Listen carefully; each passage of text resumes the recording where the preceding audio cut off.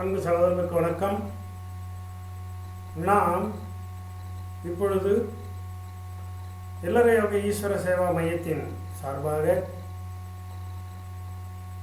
இல்லற தர்மத்திலே இருக்கும் பொழுது தாம்பத்திய உணர்வுகளை எவ்வாறு அனுபவிக்க வேண்டும், அதனுடைய நியதிகள் என்ன என்பதை பற்றி நாம் பேச முற்படுகிறோம்.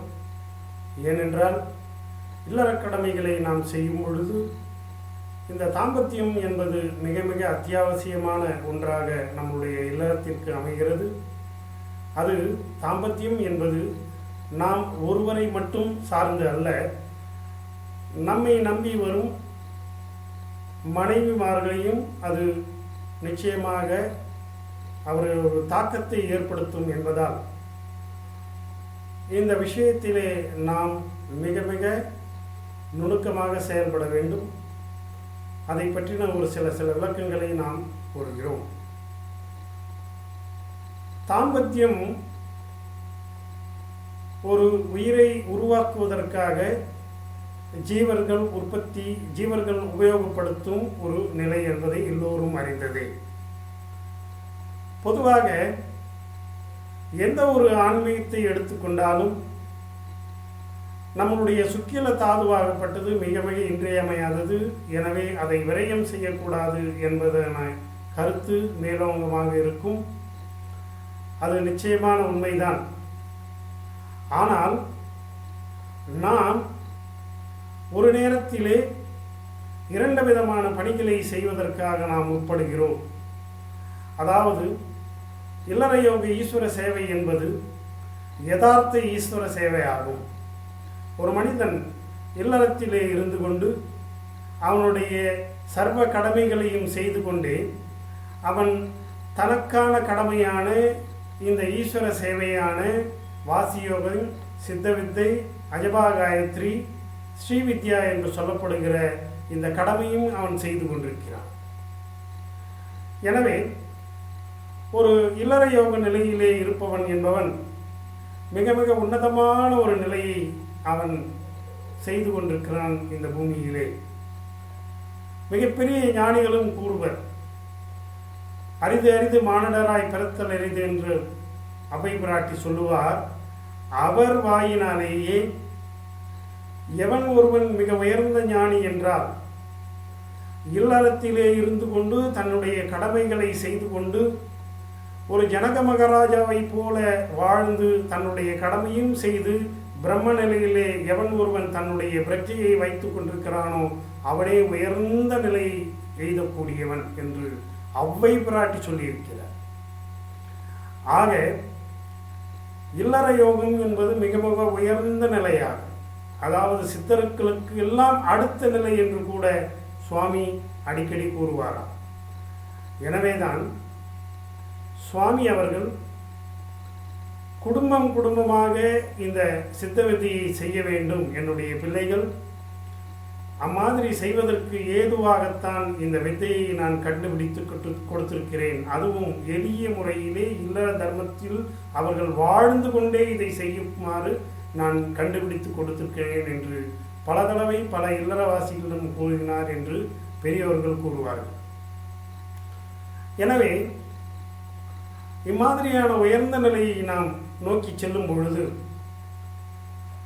அதிலே நாம் சில விதமான பிரச்சனைகளை நமக்கு வருவதற்கு சாத்தியக்கூறுகள் அதிகம். அந்த சாத்தியக்கூறுகள் எதனால் ஏற்படுகின்றன என்றால், நம்முடைய மனதிற்கு தெளிவு என்பது இல்லாத போது இந்த மாதிரியான மனக்கோளாறுகள், சந்தேகங்கள் ஏற்படுவது இயல்பு.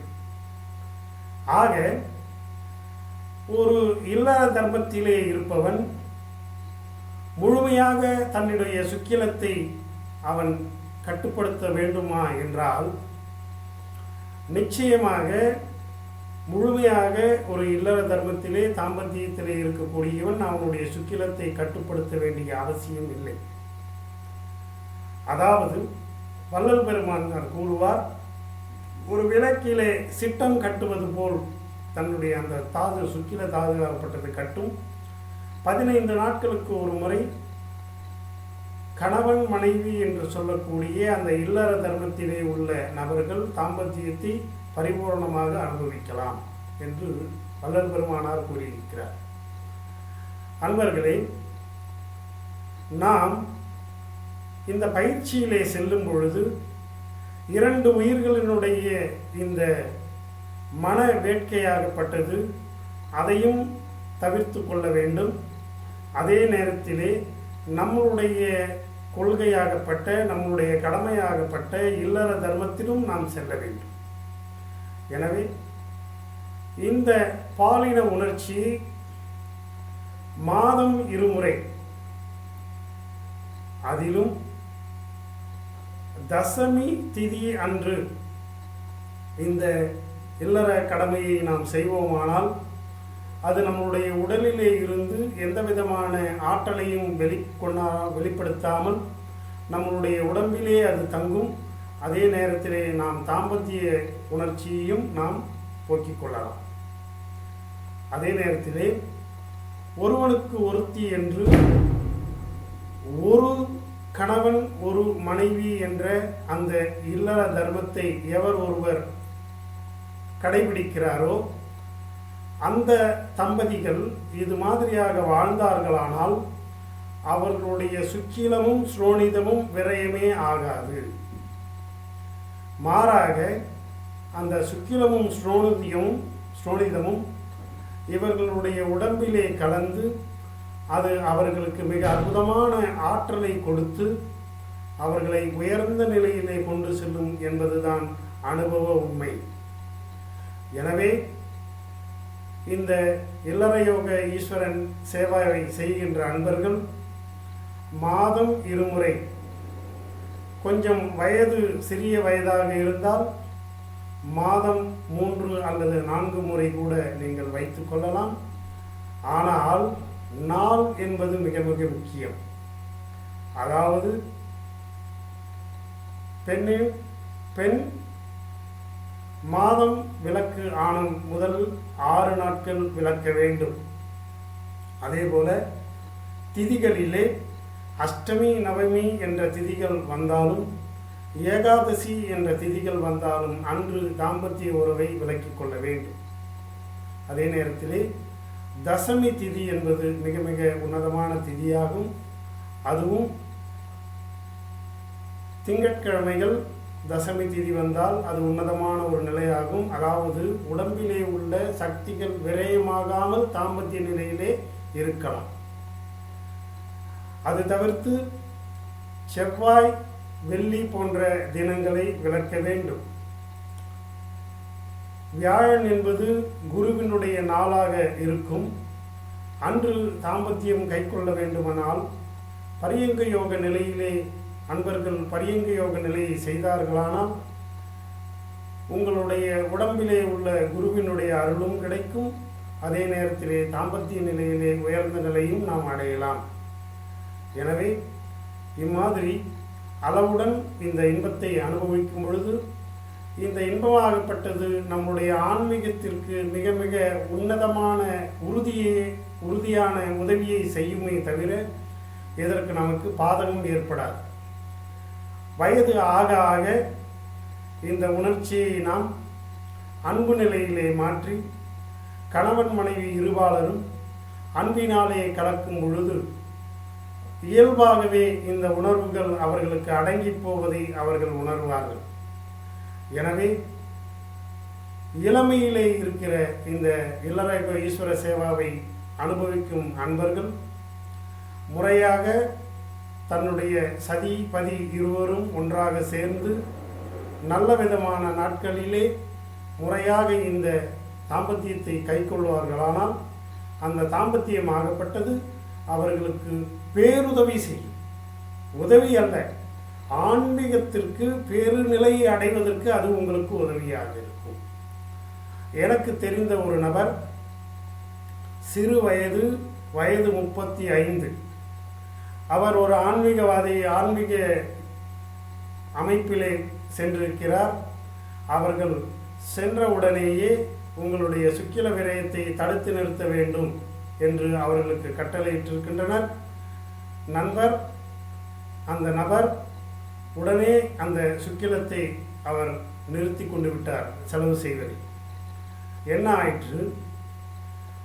மனம் ஈடு கொடுக்கவில்லை. அதாவது மனம் இவருக்கு தாம்பத்தியத்தை விட்டு விலகு மனசு ஈடுபடல். ஆனால் அந்த ஆன்மீக அன்பர்கள் கேட்டுக்கொண்டார்கள் என்பதற்காக இவர்கள் தன்னுடைய அந்த தாம்பத்தியத்தை நிறுத்தி கொண்டார், மனதை கட்டுப்படுத்தி கொண்டார்.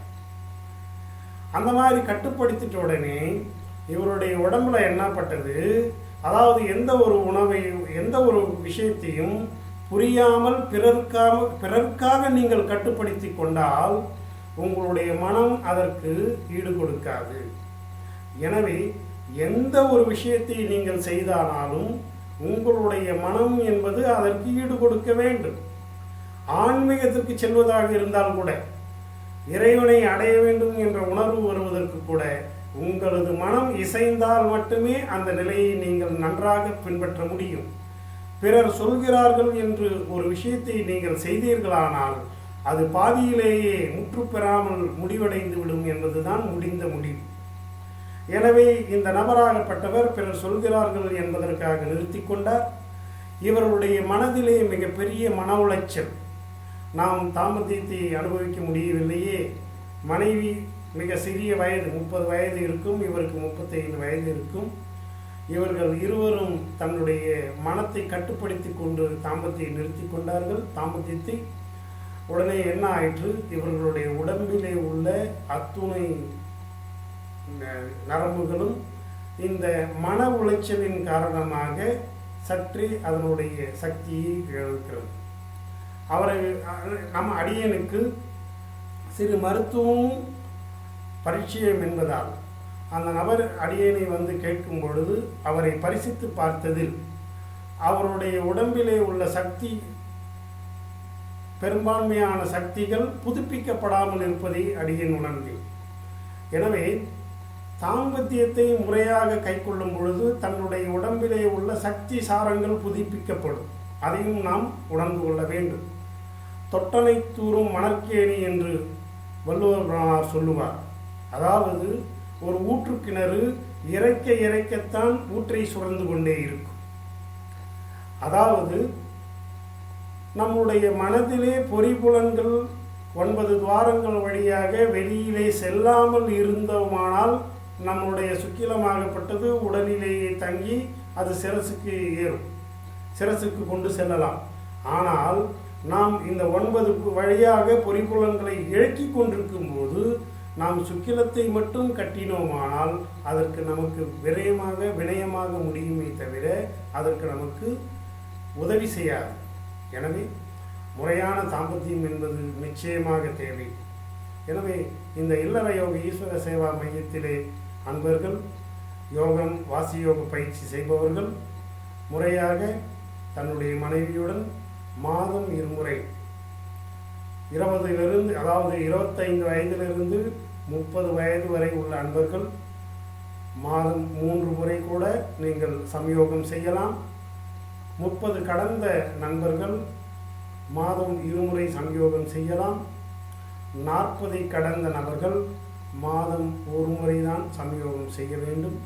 அந்த ஒரு முறையே உங்களுக்கு போதுமானதாக இருக்கும்.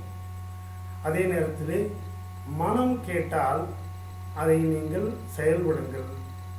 ஒவ்வொரு முறையும் தாம்பத்தியம் சம்யோகம் செய்யும் பொழுது நம்முடைய சக்தியாகப்பட்டது விரயமாகிறதா இல்லையா என்று நீங்கள் பகுத்து ஆய வேண்டும். அப்பொழுது சக்தி என்பது விரயமாகிறது என்றால் அதற்கேற்றவாறு சத்துள்ள உணவுகளை உண்ணுங்கள். அதற்கேற்றவாறு இந்த தாம்பத்தியத்தினுடைய அந்த நிலைகளை நீங்கள் மாற்றிக்கொள்ளலாம். எனவே ஏதோ பிறர் சொல்கிறார்கள் என்பதற்காக அனுபவம் இல்லாமல் எடுத்தோம் கவித்தோம் என்று எந்த விதமான முடிவையும் எடுத்து கொள்ளாமல் முறையாக நீங்கள் பழகினீர்களானால் நீங்கள் மனதையும் வெல்லலாம், தாம்பத்தியத்தையும் வெல்லலாம். அதே நேரத்திலே உங்களுடைய உள்ளே உள்ள அந்த கசடுகளையும் நீக்கலாம், உயர்ந்த இறைவனை அடி சேரலாம். எனவே இதை நீங்கள் மனதில் வைத்துக்கொண்டு இம்மாதிரியாக செயல்பட வேண்டும். இல்லற யோக ஈஸ்வர சேவாவையும் மையத்திலே இந்த அன்பர்கள் இந்த கிடைக்கத்துக்கரிய இந்த வாய்ப்பான வாசியோகம், சித்தவித்தை, அஜபா காயத்ரி, ஸ்ரீவித்யா என்று சொல்லக்கூடிய இந்த அற்புத நிலையை நாம் பயன்படுத்தி இந்த பூமியிலே நாம் எதற்காக வந்தோம்? காதருந்த ஊசியும் வாராதுகான் கடைவழிக்கே என்று கூறுவர். என்னதான் நாம் செல்வந்தனாக இருந்தாலும் கடைசியில் நாம் கொண்டு செல்லப் போவது ஏதுமல்ல. அதே நேரத்திலே நாம் இளமையிலே அனுபவித்த அத்துணை உணர்வுகளும் நம்மளுடனே எண்ணங்களாகத்தான் வருமே தவிர வயோதிகம் ஆக ஆக அவையெல்லாம் ஒரு கனவு நிலையிலேயே முற்று பெற்றுவிடும். இம்மாதிரி நம்முடைய சக்திகளை நாம் 9 வழியாக 9 சாரங்கள் வழியாக 9 துவாரங்கள் வழியாக வெளிப்படுத்தி நம்முடைய உடலை நாம் பூணப்படுத்தி கொண்டோமானால் இந்த உடம்பாகப்பட்டது நைந்து போய்விடும். அம்மாதிரி நைந்து போன உடம்பிலே சிவம் தங்காது. அதாவது பொய்யாத பொன்னம்பலத்தை பொய்யாத பொன்னம்பலம் நையாத மனிதர்களுக்கு உய்யாது கண்டுகொள். ஆக பொய்யாத பொன்னம்பலத்தை நாம் உணர வேண்டுமானால் நம்முடைய உடம்பு நோய் என்று ஒரு நிலையிலே நைந்து போகாமல் நாம் பாதுகாத்து போனால் உய்யாமல் இறைவனை அவசியம் தரிசனம் செய்யலாம். இந்த உண்மையை உங்களுக்கு உணர்த்தி தாம்பத்திய நிலையிலே உயர்ந்த நிலையிலே நீங்கள் அடைய வேண்டும். பரியங்க யோகம் என்கிற திருமூலர் கூறிய ஒரு நிலையையும் நீங்கள் அறிய வேண்டும். இதற்கான விஷயங்கள் அடியனுடைய பிளாக் ஸ்பாட்டிலே சித்த வித்யார்த்தி சங்கர் blogspot.in என்ற பிளாக் ஸ்பாட்டிலே யோகமும் போகமும் என்ற தலைப்பிலே இந்த பரியங்க யோகத்தை நாம் கொடுத்திருக்கிறோம்.